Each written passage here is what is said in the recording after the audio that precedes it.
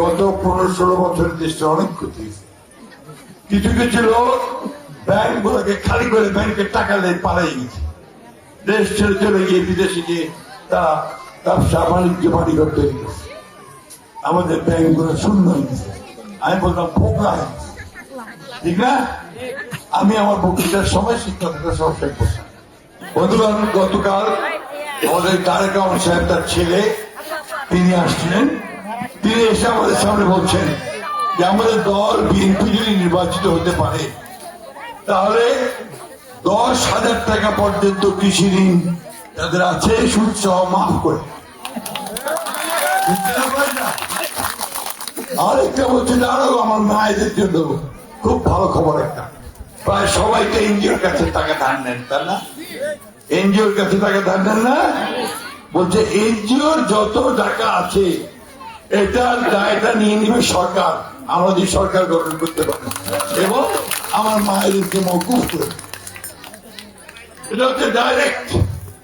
আরেকটা কথা বলছে কার্ড টাকার আছে, ফ্যামিলি কার্ড, কৃষক কার্ড, কি রাজনীতি করতে কার্ড আমার মায়েদেরকে দেওয়া হবে। এটা হচ্ছে ফ্যামিলি কার্ড। কার্ড দিবে পরের প্রধান মজা থাকবে। উনি কি সুবিধা পাবেন? উনি ন্যায্য মূল্যে চাল, ডাল, তেল, লবণ, নিত্য প্রয়োজনীয় জিনিস দিতে পারবেন। আর হাসপাতালে গিয়ে বাচ্চা বাড়িয়ে চিকিৎসার জন্য কোথাও সুবিধা পাবেন। আর এই স্কুলে বাচ্চাটা লেখাপড়ার জন্য সবচেয়ে বেশি সুবিধা পাবেন। অর্থাৎ আমার মায়ের হাতে একটা শক্তি আছে, তাই না? আর আমার কৃষক ভাই সবচেয়ে কষ্ট করে ধান ফলায়, ফসল ফলায়, এগুলো করে দেশ থেকে বাঁচা রেখে আমাদেরকে খাওয়ায়। সবচাইতে বঞ্চিত হয় কৃষক ভাই, দাম পায় না। আলু কলির দাম নেন, হিমাগার নেয় না, অনেক বেশি না। ধান হলো ওই ধান নেয় না, তাই না? এখন একটা নতুন অবস্থান আমি ছিলাম, আমি যখন কিছু করতে ছিলাম, ভুট্টার চাষ এখন করতেছেন না আপনারা?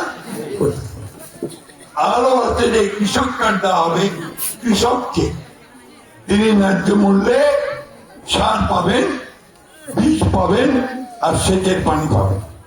এই কাজগুলো তিনি করবেন বলেছেন। আর একটা কথা বলছেন যেটা আমাদের এই যে ভাইদের ইয়াং ছেলেদের জন্য খুব জরুরি, যারা বিএ পাস করছে, এমএ পাস করছে, শিক্ষিত বেকার আমাদের ভাই বোন, তাদের জন্য তিনি 18 মাসে 1 কোটি কাজের ব্যবস্থা করবেন।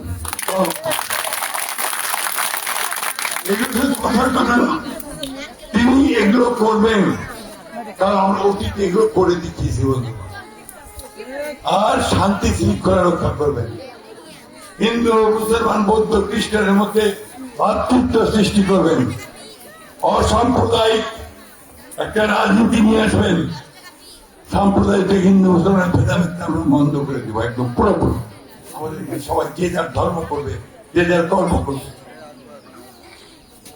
ধর্ম যার যার, রাষ্ট্রটা সবার, ঠিক না?